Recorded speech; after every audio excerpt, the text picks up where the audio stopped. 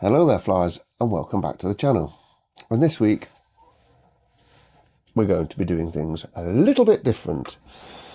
The reason being is, number one, I've not been able to get on the bike as much as what I'd like to, because at the end of the day we're in Britain and it's nearly in November, so we all know what that means. But this gives me a chance to address the other side of my channel, which is about motorcycling, but I do address mental health quite a lot.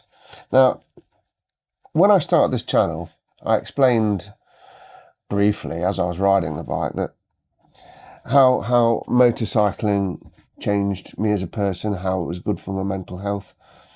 And I want to basically just go over these things in a bit more detail.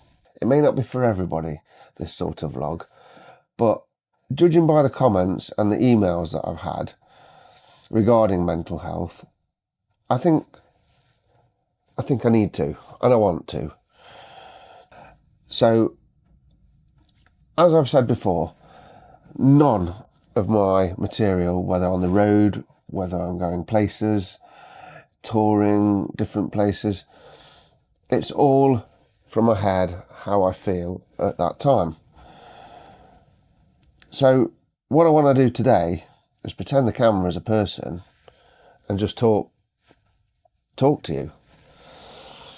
Now, the cafe flyer, I've had messages in the comments, emails, saying that people on the other side of the planet have actually gone out and bought a motorcycle on the basis, the influence of my videos.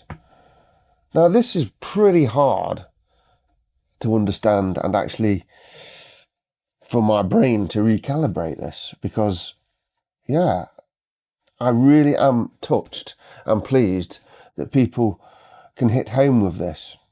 Because we all watch these vlogs for, all these biker vlogs are great.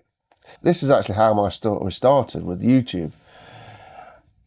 It was about 18 months ago, I bought myself a Royal Enfield Interceptor 650. It was a 2019 model. So it was basically, when I bought it, it was four years old. Now, I'd not rode a motorcycle for a good 10 years. But then my motorcycling experience previous to that was like everybody else my age. I'm 50.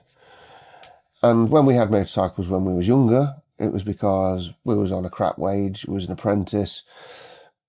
Motorcycles were the tools that we used to get around. Now, once you got past your 50cc bit and the excitement, you can actually go faster than your BMX and keep up with the traffic or whatever and get to places. You sort of jump up a bit more for your next bike, maybe when you're 17, 18, and you buy something a bit bigger, something that's a bit more substantial. And then you start putting your love into it. You're polishing the exhausts, you're buffing it up, you're fixing it yourself. And that, for me, is memories that I'd forgot. Obviously, over time, you meet someone, you may have them on your bike for a little bit and go places and make adventures. But then you get kids and then work, and then we all know what happens next. So the motorcycling sort of hung its hat and coat up, really.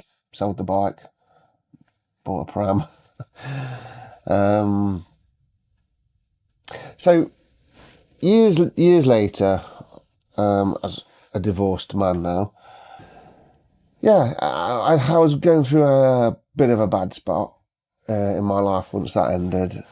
As we all do, sit there, drink, feeling sorry for themselves, blah, blah, blah, blah, blah, blah. I had a business to try and deal with. But then what happened for me was I had a bit of depression, and it lasted a couple of years, and I was using alcohol to sort of cope with this, shall we say. It was a coping mechanism. So I took a language up, just put down the booze, took a language up. That was the first thing for my mental health that really changed. I was focusing on something else. I was having private lessons, and it really did me good. But there was still something inside that I needed to do.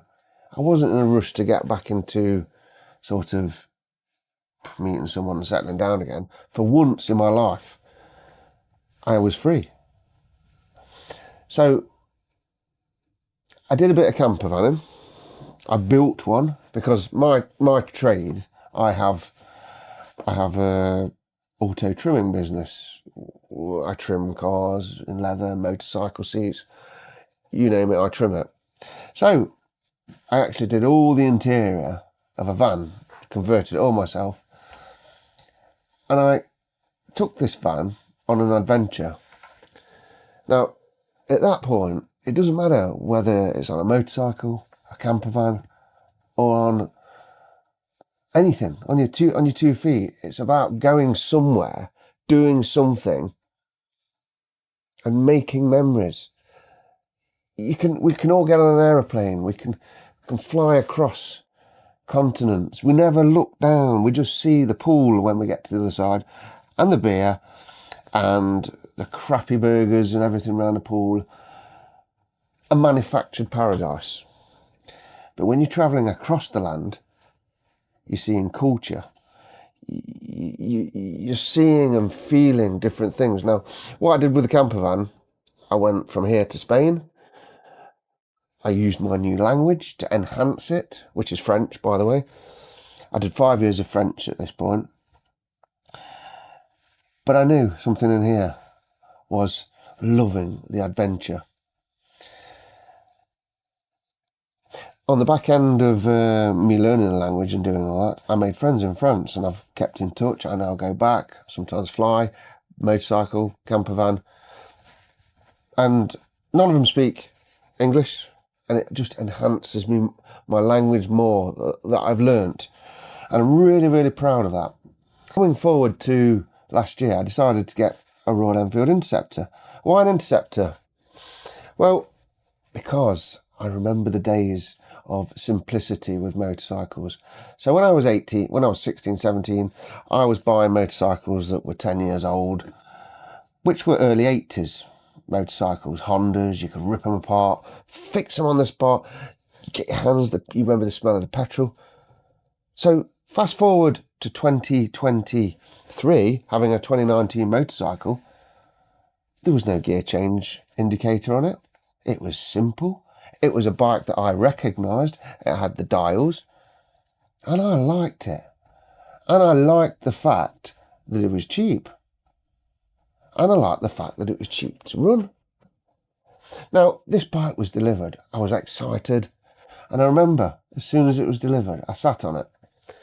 And I thought to myself, oh my God, I am going to die on this. This is huge. I mean, it was a 650. The biggest bike I had before that was a CBR 600. I mean, but this was like 13 years previous. So I sat on it. I thought, I've got the bike now. Oh my God. So anyway, I waited and waited because it was January. I waited for the good weather to come around. And I think it was actually a really rubbish year in the UK. It was last year, and we had a lot of rain. Eventually, I really started to get out on it around end of March. So, end of March, a couple of weeks of riding it, I got my confidence back. I actually booked myself in for an advanced riders course, thinking I need one. But I didn't. I just rode and rode and rode. And before I knew it, I was packing my bags up on it, and I've got some of them Lomo throw-over bags. And I'll go into the coast. I was making memories on my own. I'd get to the coast, look on Google, nearest campsite. I've got memories up here of places and faces that I would never have visited. And it's all because of motorcycling. Now, this was probably by the summertime, August. And by then, I was going everywhere on the bike. I was still getting the feel for it. But what I had up here was some form of mental, I don't know, escapism from your job, your day-to-day life, something else. And in conjunction with this, I used to watch a lot of motorcycling vlogs. And these vloggers that you watch regularly, they sort of become in here and in here. They influence you and make you excited. And this is what motorcycling has done for me. So as you can tell, I'm very passionate from the start. I've got the youth of the excitement behind me, and it does make you feel young again. It does make you feel, I don't know, but you're on a bike. And people say, you can do all this in a car, you can in a camper van. But the truth is, when you're on a bike, blasting through the countryside, you can smell the summer air, even the carpets, everything. You are submerged in nature. And this is one of our very primal sort of instincts. We're designed to be in nature. And I think that in itself is a natural human response to why we like being outside doing things. And motorcycling is one of them. So the rest of the year I spent watching vlogs, planning this year's sort of, right, next year I'm going to do this, I'm going to do that, I'm going to do this, I'm going to do that. But at the end of the year, I decided to sell the Interceptor. And I was sad to see it go because I'd made some memories on it, but I was hungry for more. When I say hungry for more, I wanted something that I'd always wanted. I suppose that the Interceptor, I always wanted it to be a Triumph Bonneville. And Triumph is the good old British symbol. So I went into a showroom in January this year and I bought myself one. And I absolutely love it. I can't tell you how much I needed last year to get to this year, and this has been my second season. And oh my God, I have jumped on my bike. I've rode to Switzerland. I've rode to Italy. I've been to Rome. I have the memories that I've created. And even now, I am excited in my heart and in my head for next year. I'm already planning. And this excitement has replaced boredom. It's replaced sadness, depression, loneliness.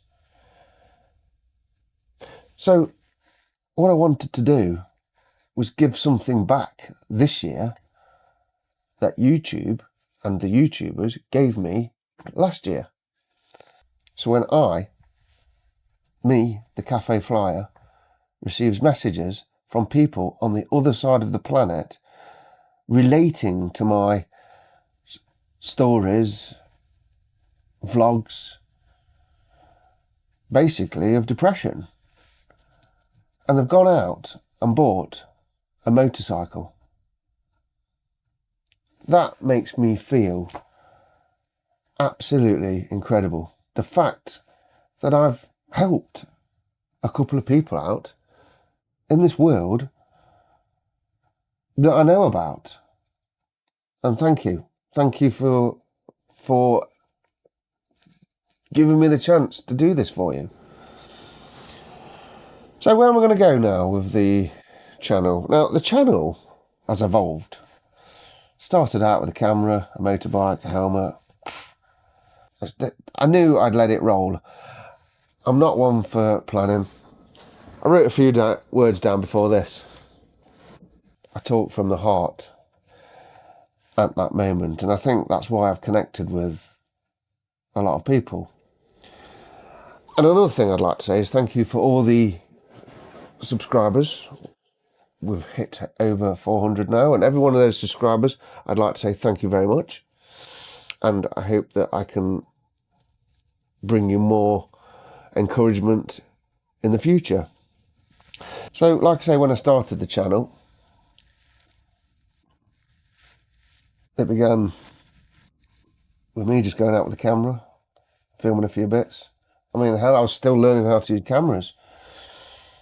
And I think you'll agree that we've sort of gone to a certain style because we're like a classic rider, countryside, you know, how can I put it? Cafe racer kind of thing. But I suppose it's directed at the more mature sort of rider, but I like the way the channel's going. I like the feedback. I like the image. So where we're going to go for the channel from here? Well, we've got the dark winter months coming now. So I really want to try, and the thing is, I never know what I'm going to film about on my next one. I've got ideas, I've got plans. I'm literally going with the flow. You're watching a guy that just talks from his heart. Doesn't really plan anything. Like the channel, it's just evolving. But we have got the dark winter months coming, and I know that this can affect people's mental health because in Great Britain it's absolutely boring. You know, we can't get out on the bikes. It's as simple as that. It's the roads are crap, wet, greasy. It's not fun, you know. It's not good. So if we're fortunate enough, which brings me to my next sort of outline plan, whether I do it in the next month or so or after Christmas, while it's still crappy, I thought about going to Tenerife. And this is basically watching other people, other influencers on YouTube, hiring a bike for 4 days, taking the camera around, and basically just filming a bit of sun, a bit of blue sea, some nice motorbikes, and simple things like going for a coffee. Now these are the things that can bring the sunshine into your life while you're sat in your chair. Because, for instance, for me last year, it makes you, excited. I'm going to do this next year. I'm going to do that next year. So whatever comes up in the next few vlogs on this channel is going to be something that has influenced me to influence you. So I hope you've really felt where I'm coming from today with this podcast style vlog. And I basically just want to raise awareness that, you know, we can do it all again next year. And if you haven't started doing this and you've come across this video because you're thinking about doing it, drop back to some of my early videos in the sun talking about how I got here, really. And I'm only 6 months into these vlogs, and I am going to keep doing them because I'm enjoying it, because I'm getting feedback, like I said, and it gives you something to do. I mean, putting these videos together, you're recording your life and not only influencing other people, but you're giving yourself a kick up the arse as well, because it's all too easy to sit there in a chair doing nothing. So I hope you've all enjoyed this short vlog today. Just to recap, and if you're watching this for the first time, my channel, maybe you could just look at some of the previous ones to how I actually got here. And we all need to keep smiling, and we all need to keep focusing on the next part of our lives, doing something, getting it done. And I think at the end of the day, what really matters is that we have enthusiasm to live another day. And that is the best thing that we can do. And that is exactly what motorcycling does for you. I will see you in the next one. Ride safe, guys.